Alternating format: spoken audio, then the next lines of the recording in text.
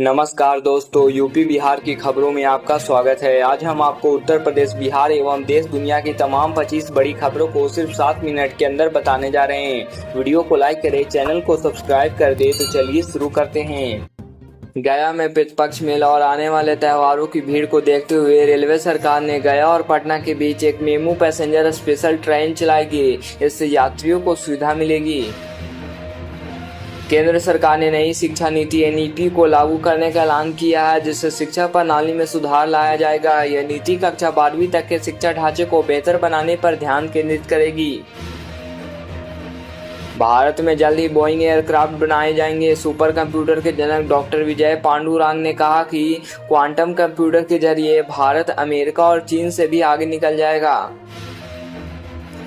UPSRTC ने कुंभ में electronic बसों के संचालन के लिए 220 बसें खरीदी है। यह बसें 13 जनवरी से 26 फरवरी तक मेला क्षेत्र में संचालित की जाएगी। शटल बस के रूप में यह बस भक्तों को मेला क्षेत्र में आवाजाही में मदद करेगी। यूपी में गंगा, यमुना, शारदा और घाघरा नदी उफान पर है। 20 जिलों के 400 से ज्यादा गांवों में बाढ़ आई है। लखीमपुर के हालात सबसे ज्यादा खराब है। 220 गांव जलमग्न हैं। सुबह 6 बजे ईओ ने सफाई व्यवस्था का निरीक्षण किया, जिसमें 2 दर्जन सफाई कर्मी बिना वर्दी में मिले। ईओ ने उनका 1 दिन का वेतन काटने का निर्देश दिया। भागलपुर में गंगा के पानी से घर और आंगनबाड़ी केंद्र डूब गए। कैमूर में वाटरफॉल में फंसे 11 लोगों को एनडीआरएफ ने बचा लिया। 19 जिलों में बारिश और बिजली का अलर्ट जारी किया गया है। दिल्ली में वायु प्रदूषण की स्थिति गंभीर हो गई है। सरकार ने इसे नियंत्रित करने के लिए कई कदम उठाने की बात की है, जिसमें निर्माण कार्यों पर प्रतिबंध और वाहनों की जांच शामिल है।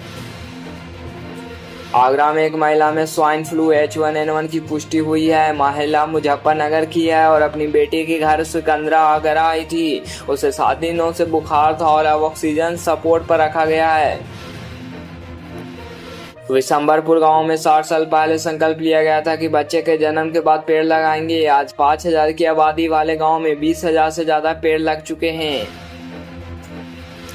जमीन सर्वे को लेकर अफरा-तफरी के बीच राज्य सरकार ने बड़ा ऐलान किया है। उप मुख्यमंत्री सम्राट चौधरी ने कहा कि सर्वे की कोई डेडलाइन नहीं है और यह कब तक चलेगा, जब तक लोग पूरी तरह संतुष्ट नहीं हो जाते और अपने सभी दस्तावेज जमा नहीं कर देते।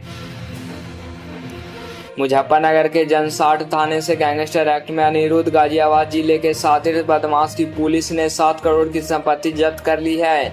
जानसठ पुलिस ने यह कार्रवाई 3 जिलों के प्रशासनिक अधिकारियों के साथ मिलकर गाजियाबाद, मेरठ और ऋषिकेश में की। रक्षा मंत्री राजनाथ सिंह ने हाल ही में कहा कि भारत अब एक सशक्त रक्षा क्षेत्र में है और देश की सुरक्षा में महत्वपूर्ण योगदान दे रहा है। उन्होंने विभिन्न रक्षा प्रणालियों की क्षमता और उन्नति पर चर्चा की। बिहार के जमुई के अभिषेक ने 26 साल की उम्र में गूगल से 2 करोड़ का पैकेज हासिल किया। कोडिंग के प्रति उनके पैशन ने उन्हें 2 साल पहले अमेजन से 1 करोड़ का पैकेज भी दिलाया था।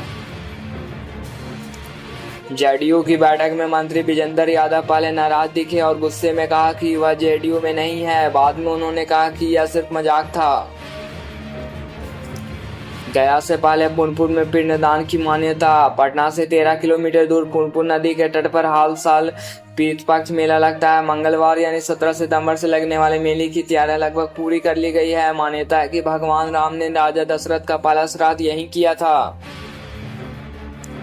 डीडीयू में बीटेक की खाली सीटों के लिए काउंसलिंग होगी। एमएसबीसीए ने नए कोर्स में से 19 तारीख में एडमिशन शुरू करेंगी। फार्मेसी कोर्स के लिए 22 तारीख को एंट्रेंस एग्जाम होगा।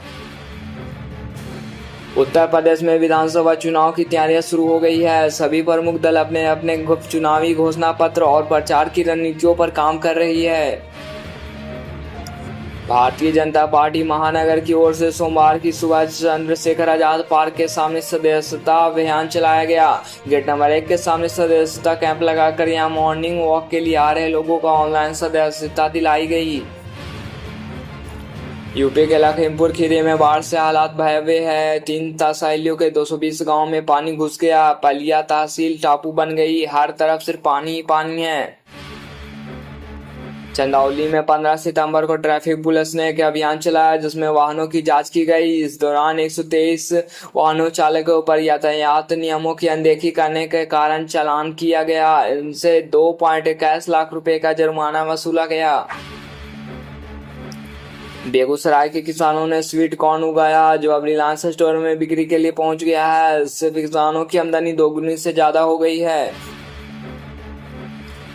मदन मोहन मालवीय प्रौद्योगिकी यूनिवर्सिटी इस साल 26 से 27 अक्टूबर को एलुमनी मीट आयोजित करने जा रही है जिसमें अमेरिका, यूरोप और देश विदेश से करीब 400 से ज्यादा एलुमनाई के शामिल होने की उम्मीद है। करहल की विधानसभा सीट पर सपा और भाजपा के बीच कड़ा मुकाबला है। यूपी में 10 विधानसभा सीटों पर उपचुनावें हो रही है। करहल सीट पर सपा से तेज प्रताप यादव और भाजपा की तैयारियां चल रही है। वाराणसी के डॉक्टर भीमराव स्पोर्ट स्टेडियम बड़ा लालपुर में आयोजित 2 दिवसीय 68वीं जिला माध्यमिक एथलेटिक्स प्रतियोगिता का समापन हो गया। इस प्रतियोगिता में शिवपुर जोन ने 10 जोन की इस प्रतिस्पर्धा में सर्वाधिक 44 अंक पाकर ओवरऑल चैंपियनशिप जीत हासिल की। जौनपुर के वीर बहादुर सिंह पूर्वांचल विश्वविद्यालय अपने स्नातक व स्नातकोत्तर छात्र के राहत भरी घोषणा की है। दीक्षा समारोह के बाद उनको अपनी उपाधि व अंतःक्रिया मार्कशीट ऑनलाइन प्राप्त करने की सुविधा मिलेगी।